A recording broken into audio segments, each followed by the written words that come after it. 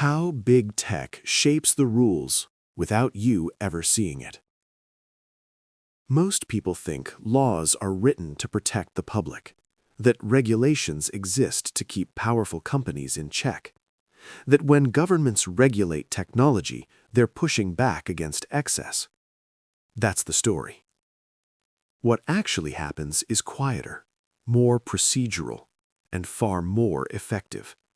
Because the most powerful companies on Earth don't fight regulation, they shape it. Not by breaking the rules, but by helping write them. And once you see how this works, you start noticing something uncomfortable. The rules that are supposed to limit big tech often end up protecting them. There's a common misunderstanding about lobbying. People imagine it as corruption, bribes, secret meetings, suitcases of cash. That's not how modern influence works. Influence today is structural. It happens through meetings that are publicly logged, through consultations that are technically open to everyone, through language so complex that only specialists can meaningfully participate.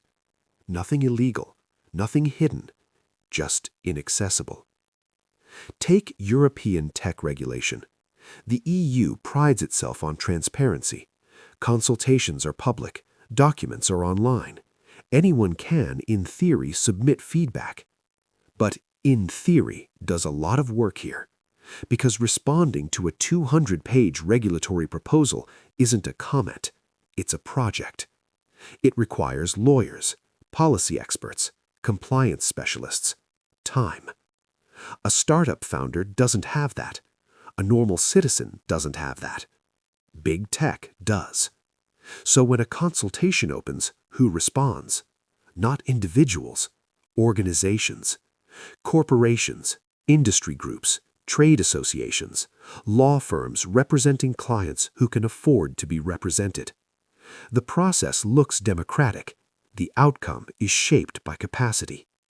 This is where the power imbalance quietly locks in. Because regulation doesn't just define what's forbidden, it defines what's expensive. Complex compliance doesn't hurt companies with massive legal departments, it hurts everyone else. For a large tech firm, compliance is a cost center. For a startup, it can be an existential threat. Not because startups are reckless, but because they don't have the margin. So regulation ends up doing something counterintuitive. It raises the barrier to entry. The companies already inside the system can absorb the cost. The ones trying to enter often can't. And suddenly, the market looks safer, but also more concentrated. This is why big tech spends so much time and money engaging with regulators, not to stop regulation, but to make sure regulation fits a world they already dominate. Public records show millions spent in lobbying activities in Brussels each year, not just by one company, by many. Meetings, policy briefings, expert panels, advisory groups. Again, all legal, all transparent. But transparency doesn't equal balance, because when one side has full-time staff dedicated to shaping rules and the other side is trying to survive day to day, the outcome is predictable. There's another layer that makes this even subtler: the revolving door. People move between industry, consulting, and policy environments over time, not in a sinister way, in a normal career way. They carry knowledge, assumptions, frames of reference. So when complex technology is discussed, whose perspective dominates? The people who've lived inside large systems, at scale, with risk departments, with compliance teams.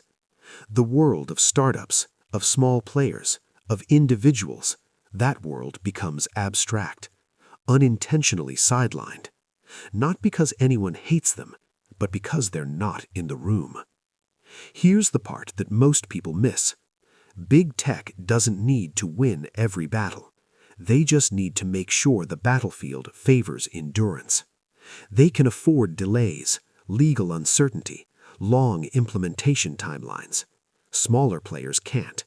So even regulation meant to freeze current hierarchy in place It often ends up freezing the current hierarchy in place. The biggest companies survive. Everyone else adapts or disappears. And the public wonders why innovation slows while the same names keep winning. This isn't a conspiracy. It's an incentive system.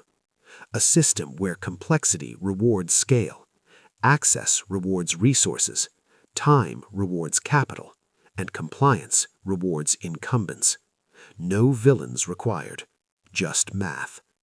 And here's the quietest part of all. While everyone argues about privacy banners, app permissions, and AI rules, almost nobody talks about who can afford to comply. Because that conversation is uncomfortable. It forces a different question. Are we regulating behavior, or are we regulating who gets to play? Silent capital isn't about saying regulation is bad, or that companies are evil, or that governments are corrupt. It's about naming the invisible dynamics, the way power expresses itself without shouting, the way systems preserve themselves while claiming neutrality, the way rules can protect the public and entrench dominance at the same time. If you've ever wondered why the biggest companies seem untouched by rules meant to restrain them, this is why. Not because they're above the system, but because they're inside it. This was silent capital. Not outrage, not conspiracy, just the structure nobody explains.